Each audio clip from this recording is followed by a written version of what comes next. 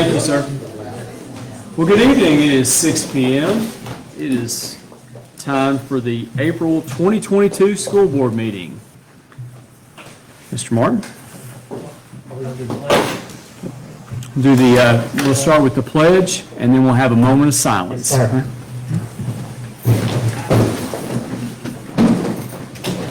I pledge allegiance to the flag of the United States of America and to the republic for which it stands, one nation, under God, indivisible, with liberty and justice for all. We'll observe a moment of silence.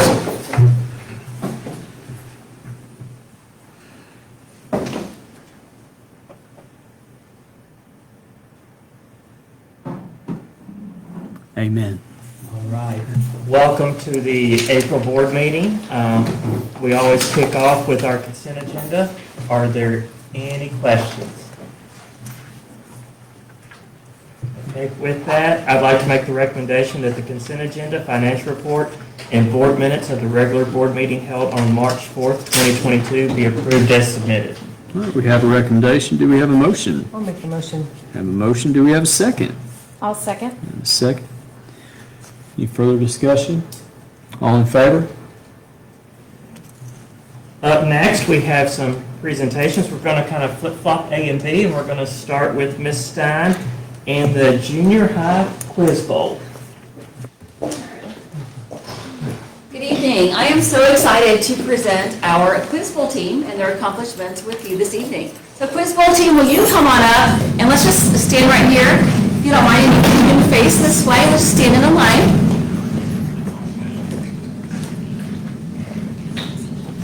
Come on up, Mrs. Aldridge. Ashlyn is the only girl. So I don't know if you all know much about Quiz Bowl. It's basically a competitive trivia competition.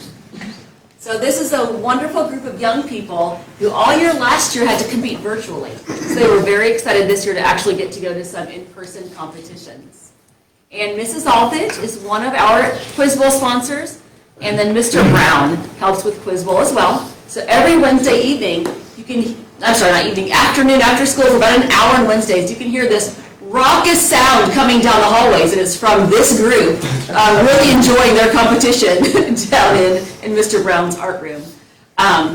It's a wonderful group of students. So they actually went to state this year, and I believe this is the first time, maybe ever, that our junior high Quiz Bowl team has gone to state, and they won first place at the state competition. So we're very proud of them. So I'd like to introduce each of these students to you.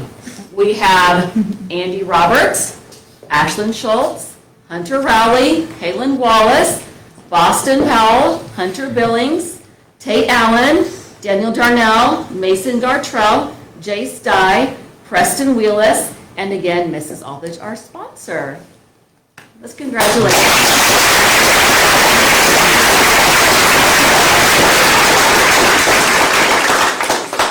Do you have any questions for them?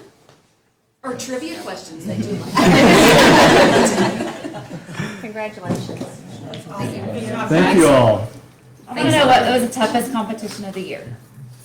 Which one was the hardest? Pulaski Academy. Pulaski Academy. Gave you a run for the money? We won by 10 points. Wow. Was it 25? We were down by 5. It doesn't matter. Thank you. Wins a win. Thank you so much. Great job, y'all. Thank you.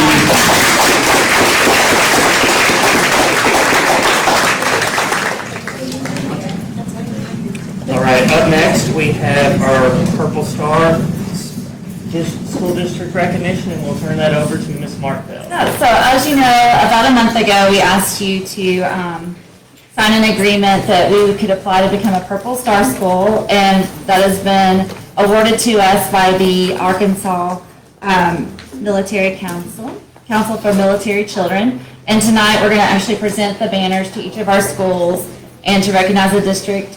And just a reminder that the Purple Star School is to meet the needs of our military-connected students, to educate civilian students about the military community, and to build a cohesive environment that supports our military students. We are very grateful to be recognized, and we recognize that we show a commitment to serving military students and the families. And like I said, the Arkansas Council for Military Children sponsored this event. Tonight with us, we have a special guest, their school liaison program manager, Miss Williams, who is with us. She is a native to Arkansas, and she is serving as a school liaison program manager for the Little Rock Air Force Base since 2019. She's employed at the Department of the Air Force Employee at the installation since 2002 in the Child and Youth Programs and working with the military family since 1994. Her role is to ensure a smooth transition for all military families and their educational needs while assigned to Arkansas. She assists school districts with professional development, military events, and family engagement. Her role in serving on the council, Ms. Williams is able to advocate for the parents, the scholar, and the unique needs of families while proposing legislative changes to support those challenges.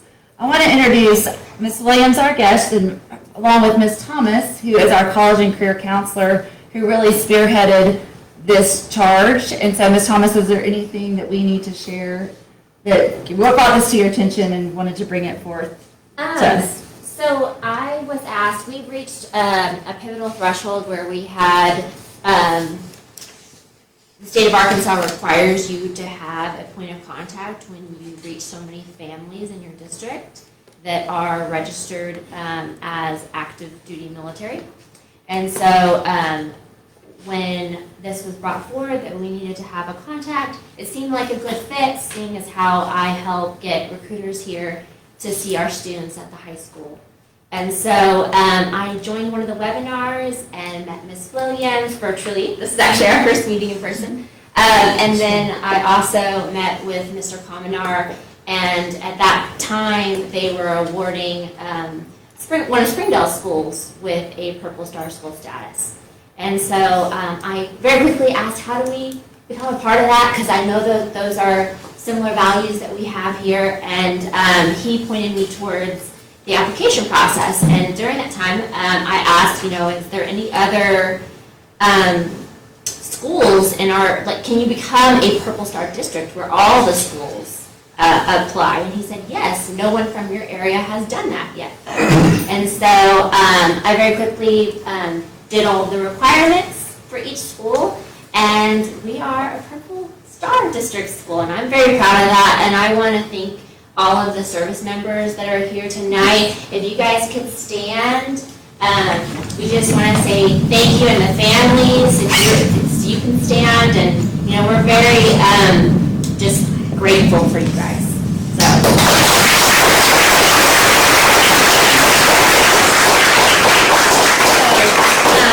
Thank you so much. Ms. Williams and Ms. Thomas are going to present the banners to the schools. We're going to get all the schools up here with their banners, and then we're going to invite the families after to come out for a photo opportunity while we continue our meeting. We've got some purple cupcakes and some water. Please take 2 or 3 home with you on your way out. But that way we can get some pictures to have as well. So let's start with the high school. Mr. Charlie Clark and Mr. Leonard Ogden can get your banner for the high school. And on this banner, if you guys could put it in your school district where parents can see the little barcode, the Q code at the bottom, it does go straight to the Military Interstate Children's Compact site, so parents can get on there and they can look at different requirements that will help their children transition into your school district, and it helps point to links and different things like that. So it does work. I tested it. This is for the high school. We'll take some pictures out there, so y'all just very good. Just a touch. There you go, perfect. And then we'll get,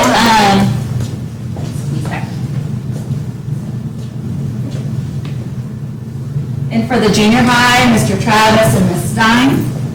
Go ahead and come get your banner too. You're welcome. Here's up there. They color coordinated just for tonight.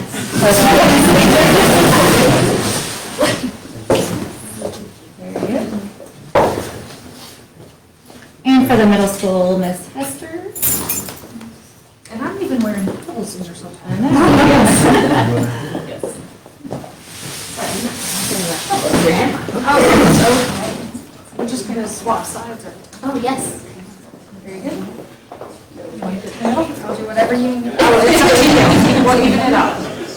And for the intermediate school, Ms. Golden.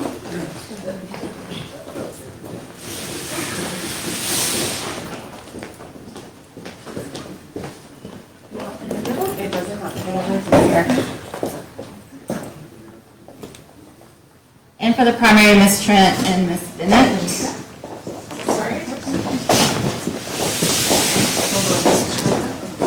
And then I think we'll go outside, families, as soon as we're finished, and get out and have some cupcakes and get pictures. We'd love for y'all to get some pictures of everybody together. It would be great. Oh, there you go. Thank you so much, Ms. Thomas and Ms. Williams, for coming up and for your work. And I just want to say that, one of the things that I want to say thank you for is that, and the military members can attest, is it takes a load off of us whenever we don't have to worry about these scholars.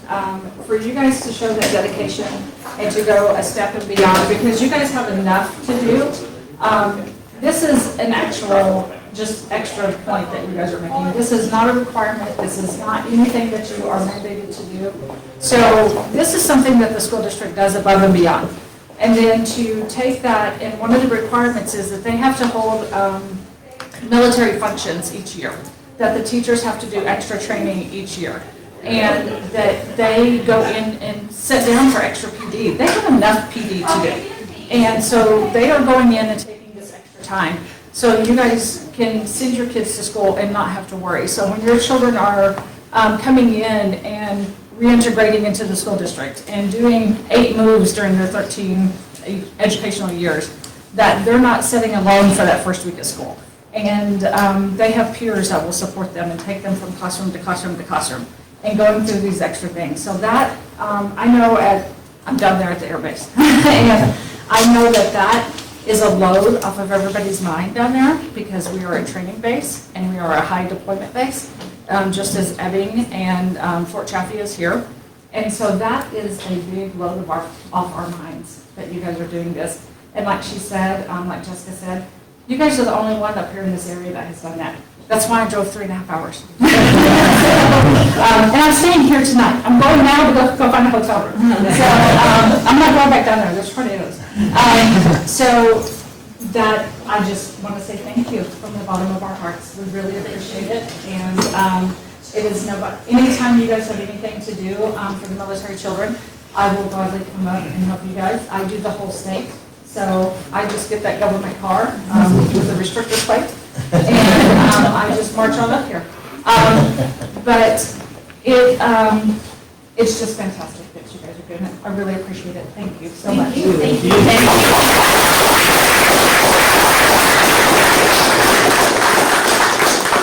So I invite all we're going to continue our school board meeting. You're welcome to go out to reception. I know Ms. Thomas is out there, has t-shirts for the family, cupcakes, waters, picture opportunities.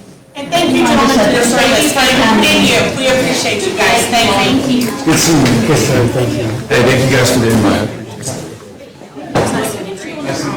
Thank you.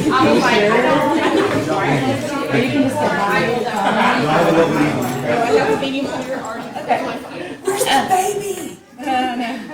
He has his first stuffy nose. So he's not having it today. The nose snotter is not a friend right now. The other thing really quick is that we have start launched off of our district website is our military support family portion of our website. So that's all this information is out there in the support. Thank you so much for coming tonight. Wear your shirt on April 22nd.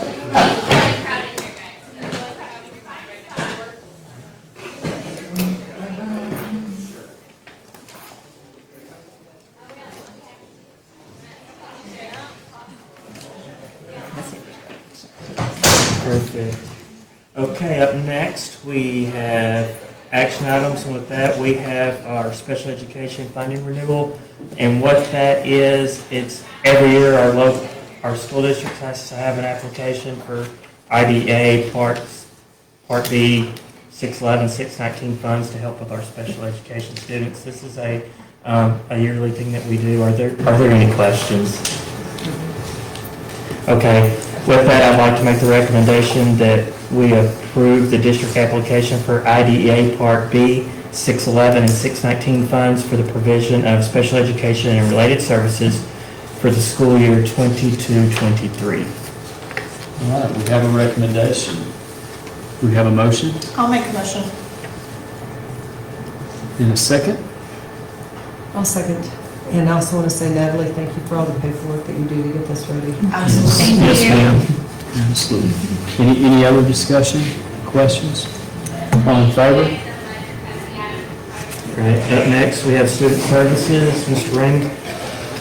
Okay, I know we've been updating on summer lunch monthly, and so at this time, we still are awaiting guidance, but we've heard a little bit. And so what we know for sure right now is that we've got our waivers and we can run summer lunch through June 30th.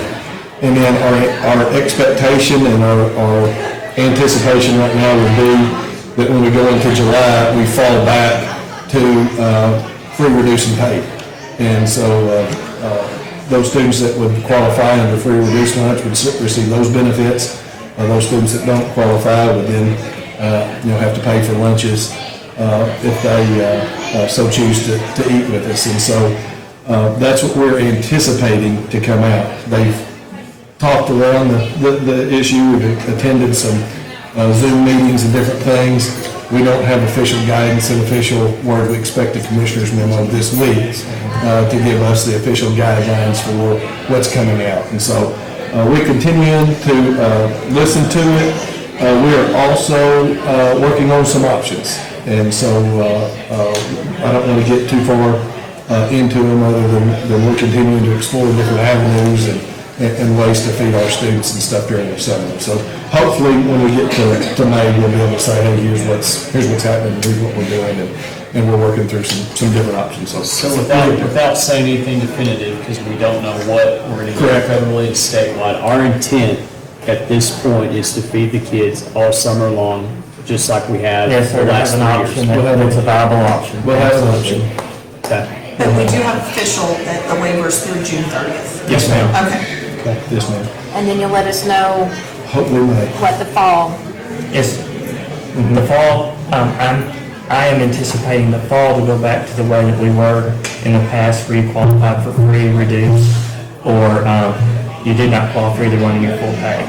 Okay. I think the waiver from the department, yes ma'am, pre-COVID. Pre-COVID. Yes ma'am. We expect all waivers to go away and Okay. go back to normal, I guess you would call it, the way we've been. Right. Okay. The second part of food service is a lot of numbers. And so our March balance ending was $416,893. Our April month ending balance is $641.34. However, we did have a March reimbursement of $110,000 that we haven't received yet. And so it's not reflected in our March balance. If we had received it, we would be just up over $440,000. And so what's going to happen is our May reimbursement is going to be $250,000. It's going to be 2 months instead of just one. And so we're in great shape, but the balance looks like it was reduced during the month, and that's not the case. We've just got to true it up in May, and we'll see it come back up where it should be. So just wanted to be transparent and know kind of where we're at there. So is the 259,826 from April then? That is March and April combined. Okay. Those are federal reimbursements that we have not received at this time, so. And then an additional 110? No, the March one's 110, the April one was about 149. Okay. Added those together, So that's the 259,826. Yes, ma'am. Okay. And so that's what we'll see coming to us. Okay. Okay, and then, maintenance-wise, we received our rubber flooring for the weight room project today. And so all of that has come in. We will start install on our weight room flooring next Tuesday.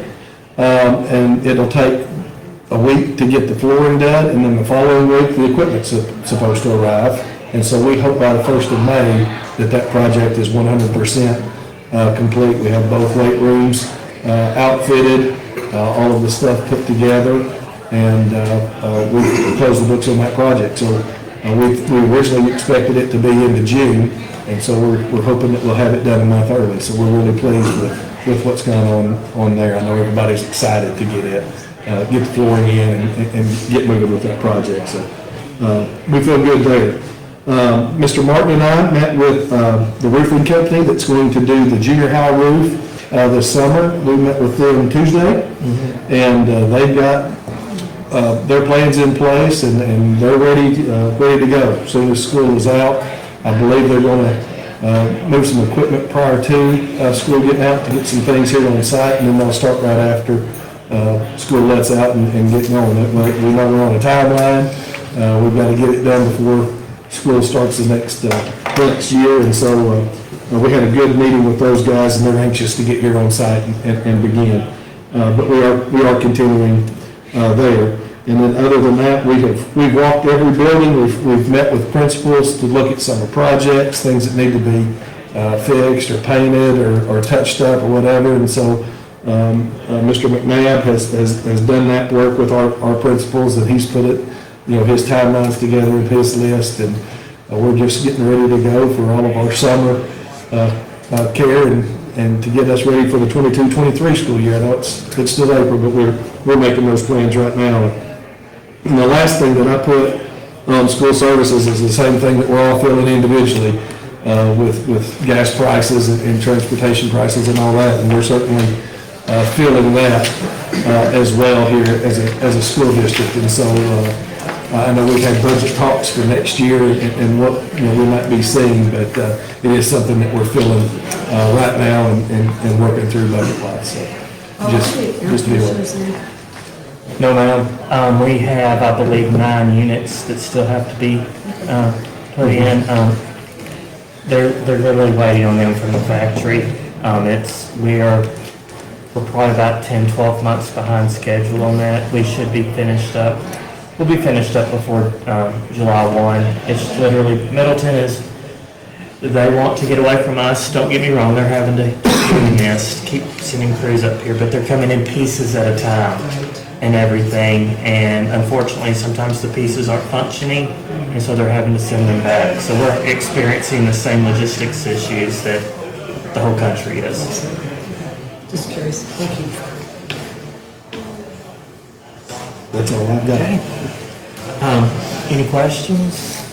Thank you for diligently working, all of y'all, because I know this is a team effort to find a way that we can continue this summer program, the feeding program. That's just, I think that weighs on our citizens' mind, it weighs on our kids' minds. It is. In June, we will have back to school, it's like space camp that we did last year.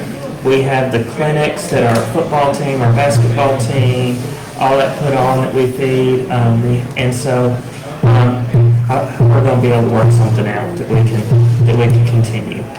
Up next, we have a purchase of a bus transportation software system. I gave y'all that information a little bit earlier. What it is, it allows us to be able to communicate with parents, when their bus is arriving early.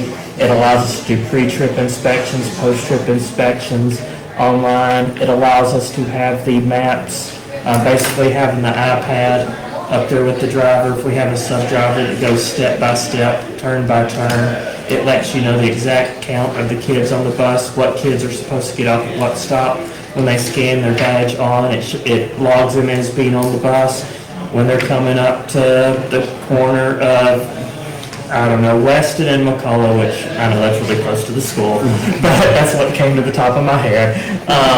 It shows what kids should be getting off the bus. They scan. If a kid scans and they're not supposed to be on the bus, not to get off at that stop, it alerts the driver. It's set up to where when the bus is so many minutes out from that stop, it notifies the parents that the bus is on its way. And it allows another layer of safety and assurance for our parents and for us as well, so that we can monitor where school buses are at a point in time on routes and and everything. This is a common occurrence throughout the country of districts purchasing this software. We had 3 companies bid, Traversa, SmartTag, and Transportant. We would like to recommend SmartTag because it meets our needs and it's the most reasonably priced. I have a couple questions. Yes, ma'am. Were all 3 of them bid exactly to spec? Yes and no. We started with routing software is where we began, but each of the companies kind of has their own different little, ours does this one does that. So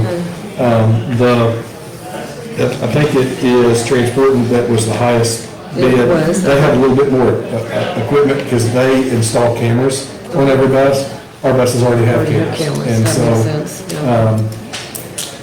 that's why theirs is higher, but they all do essentially some different things. Even the 3 buses y'all approved back in September, October that still aren't here yet, but you know how that goes.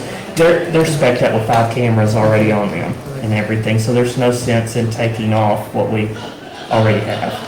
So is this going to be in addition to what the kids already have to carry for an ID for the school? We're hoping to use the same idea for all of it. Okay. We're working with Kellen, so it can be like their lunch badge and all that stuff. So it's a one-stop shop on your RQ code or Perfect. or QR code. QR code. Yeah. Yep, okay. So what do you do if, especially like a kindergartner or somebody that's very young, forgets their badge? When they get on the bus, the driver can either put in their code or their name pops. They have a list of the Okay. kids that are on their bus, and they can just manually load them. Manually do it? Yeah, there's Okay. seating charts on the bus and everything, Okay. so That with makes their sense. picture, so they can just Manually punch the do it. kid in. Good, okay. And this allows parents to know exactly where their kid's at? Do they get notification? They get notifications when they get on and when they get off. Okay, perfect. And we've got a lot of families that work, Rogers didn't deal, students get home before parents do, and so this gives you some peace of mind that they'll get a text message that, Oh, yeah, no, I'm old school. My kid used to have to call me when I worked in Denton. I mean, this will keep, sometimes people want to go home with their friends. Don't ask parents. You know how that goes. We've dealt with that a few times in Hot Bus Line. Well, when they scan to get on the bus, it will show that they're not an active rider on that bus and will alert us before we even put the bus in motion. So what if you do have permission to go? Is there something that'll send it to that bus driver? Yes, ma'am. That's amazing. yes, ma'am. Awesome. Now, with Empty Ridge, we don't have service all the way through. Correct. Especially down in valleys and whatnot.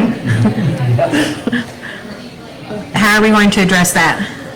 The majority of our district is covered. We do have some spots. Yes. And I believe it will go in and out of service in those spots where there's no, basically cell phone coverage. Because it has to have the cell phone coverage for the data to be able to link out from the school bus. But once it comes back on, it will pop right back up. And having this set at place, I don't want to assume, but the transportation department of the state, there's rules and regs on having electronics. Will this meet that? While the bus is in motion, it's an iPad that sits over here. While the bus is in motion, it goes inactive. Okay. You can't push on it, you can't do anything while the bus is in motion. You can glance and look, but there's no interaction. You can't push a button, nothing happens. What it turns into is a navigation system here. It will tell you in 400 feet, there's a bus stop coming up. Or you need to take the next left on. Will it be a verbal, or they're gonna have to watch? It will speak, it will be verbal. Okay. All right. Excellent. And that will be invaluable for a sub-bus driver. Oh, yes. What we found was, through what we've been dealing with the last 2 years, we have sub-drivers, it's been real difficult to navigate where are we going, where do we stop, which route do we take, all this and that. So that's where we began. And then we found out, we've got some more capabilities here that, really allow us security and communication with families, which we felt like was important. And where will this money come out of? It will.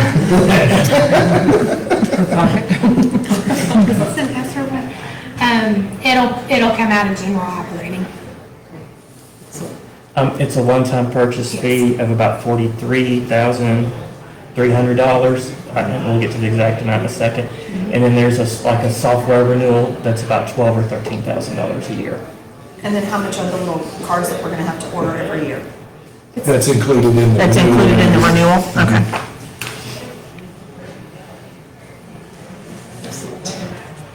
Any other questions? Okay, with that, I would like to make the recommendation that we purchase transportation software from SmartTag in the amount of $43,256.09. Had to get the 9 cents in there, so. Have a recommendation, do we have a motion? I'll make the motion. Have a motion, do we have a second? I'll second. Any further discussion, questions? All in favor? Up next is our second reading of policies, and this is just a chance for y'all to ask questions if y'all have any. Seems like everything that we're doing is what the state Yes, is asking us to do, and we don't have really a choice. yes, sir. That is correct. That's a true statement. Your two new policies are 3.17 and I think 8.45. Yes. The code of conduct, and I don't think anyone would argue or disagree with those at all for classified and certified staff members. And Mr. Neal up next is personnel. All right, it is 6:32, we will go into executive session to discuss hiring, transfers, resignations.